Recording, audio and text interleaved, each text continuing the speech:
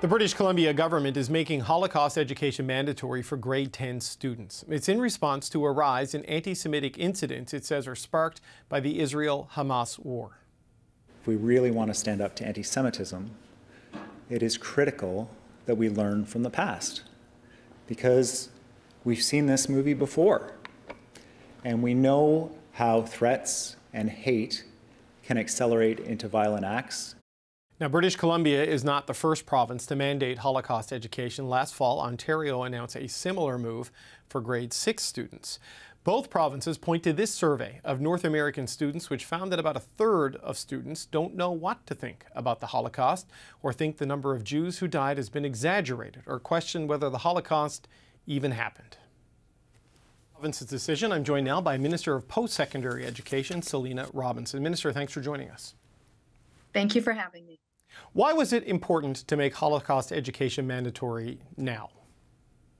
Well, we've been actually working on this, making Holocaust education mandatory in the K-12 sector since we formed government in 2017. My colleague, Rob Fleming, who's now the Minister of Transportation, was the Minister of Education at the time.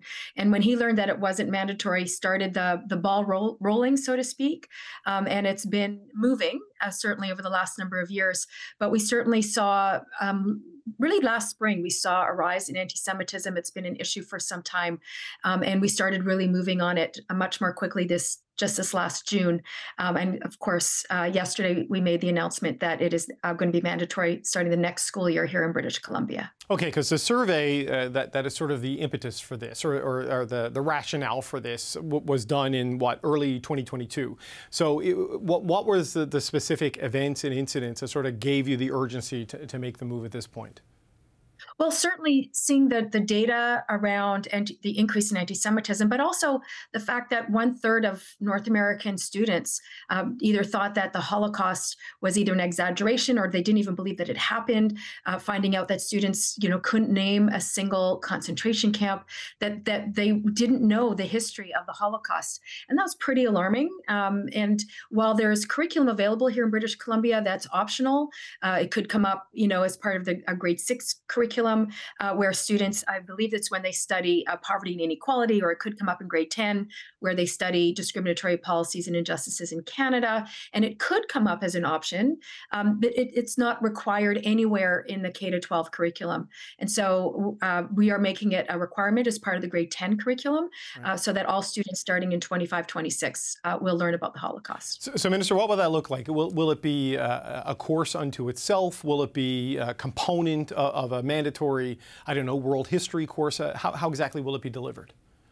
It'll be a component. It'll be a required component as part of sort of the discriminatory policies curriculum, but it will be broader than just the Holocaust. I think it's really important to recognize, anti-Black racism that we are seeing is also an increase. We saw in COVID, anti-Asian racism here in British Columbia was really significant. So it's part of a broader curriculum, but certainly learning about the Holocaust really focuses on what happens when you have organized hatred, that it's a unique time in history that really demonstrates what happens when a whole society organizes around the hatred of one group of people, and the genocide that resulted as a result of that is so significant that it's really important that students really understand what happens when we have these discriminatory practices and what happens when we have organized hatred against one group of people. Obviously, countering the idea that a third of the students in North America either don't know about it, think it's fake, think it's exaggerated. Obviously, I understand the motivation to counter that, but what other effects do you hope making this mandatory and having students learn about this in an in-depth way? What do you hope that accomplishes? Well, what I hope it accomplishes is understanding that if we are to function as a society, if we call ourselves an open society, if we say that we stand for diversity, it means we need to understand each other's histories. It's not good enough to just know your own history, that we have to know the history of others so that we can be diverse in what that means, that we hold space for others and others' realities of their histories. It also means that we, at all times, have to stand up to hate and then it doesn't have to be the hate towards you, it's hate towards others. And that we have to take a stand, because it's the silence of the Holocaust, it's the silence that we saw during the Holocaust that allowed the Holocaust to happen. And so it means sometimes having to use your voice to stand up for others who might feel voiceless, and making sure that that we recognize the humanity in that. And that's, I think, an important part of the lesson. Just as a final point, Ontario has this, but it's taught in grade 6. You're going to do it in grade 10.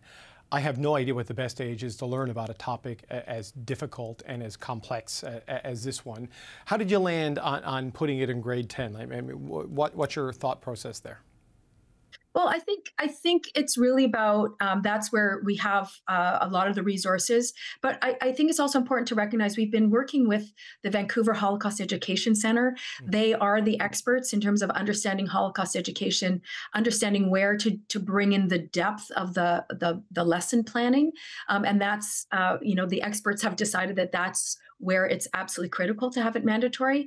However, that doesn't mean that it won't be taught in grade 6. It could be taught over and over again in an age-appropriate way. So it's still going to be optional for grade 6. I know that there's lots of teachers who teach around Yom HaShoah, which is January 27th. The teachers teach about that day. So there's lots of opportunities. And of course, as students mature, they're able to understand in greater depth the impact of the Holocaust. And so the materials change as a result. So we're just making sure that by grade 10, by the time students finish grade 10, they'll have had a Holocaust education. Minister Selina Robinson, thank you so much for your time today. Thank you very much. Have a great day.